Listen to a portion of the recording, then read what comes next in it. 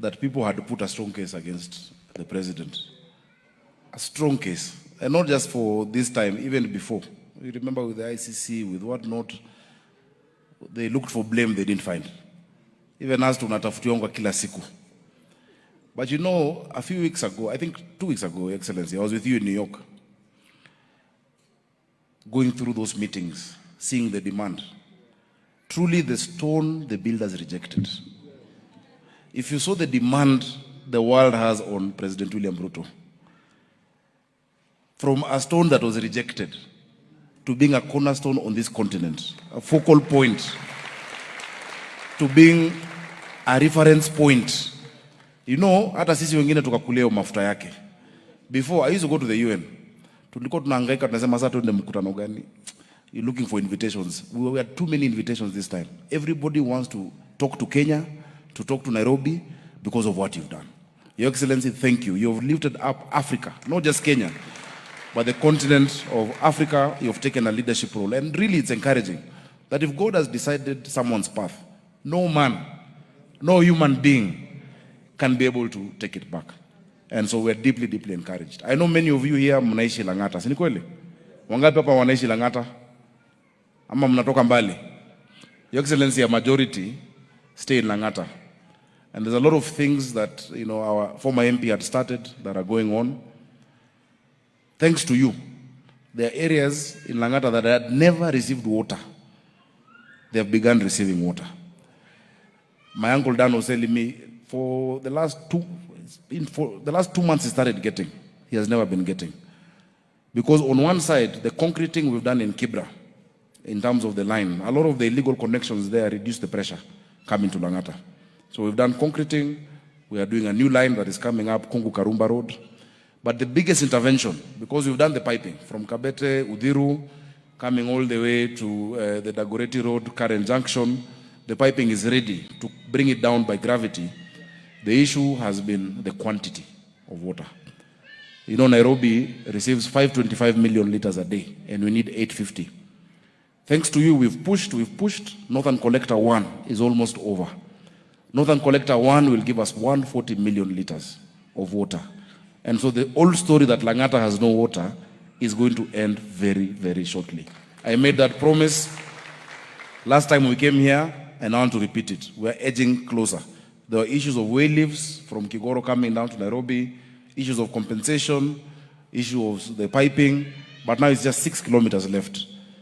And we thank God, because through your leadership, Your Excellency, you know we're about to secure another 100 million euros for Nairobi, through Nairobi Water, to do Northern Collector 2 and Maragua 4, which will add another 220 million liters of water per day. Meaning, it is possible, before 2026 or 2027, shida ya maji ikuwe tunasoma kwa history books in Nairobi. We will be remembering there was a time there was no water. Can you see what diligent leadership can do and can provide? Because our president is the person who goes down to the details. Ukimuuliza kitu hasahau na anafuatilia mpaka mwisho. Kama watu wa Nairobi tunakushukuru.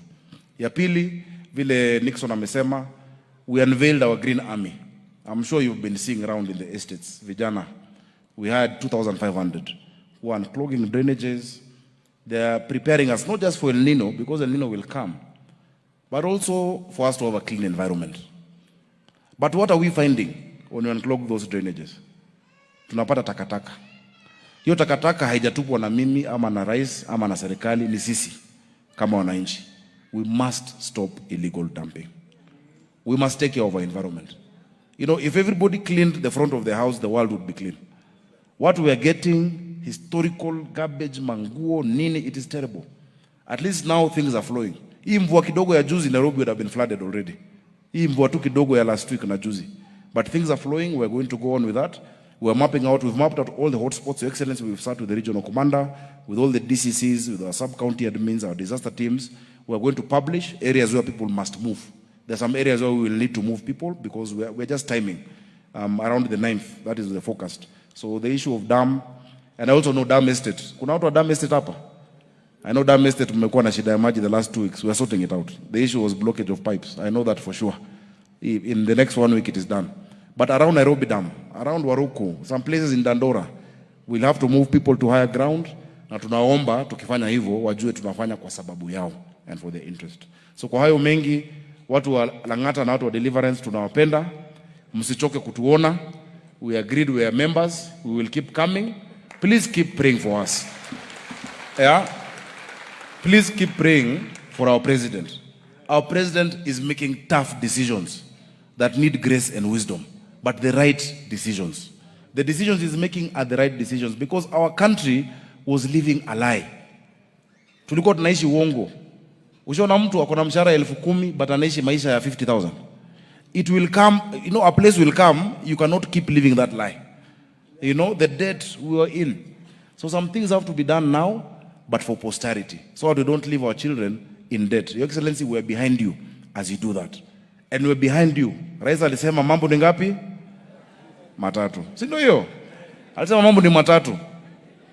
Kwa wale ambao ni wakora, wafisadi, vile Bishop amesema Excellency, in Nairobi wezi wamegeuka ndio wanaita wengine wezi.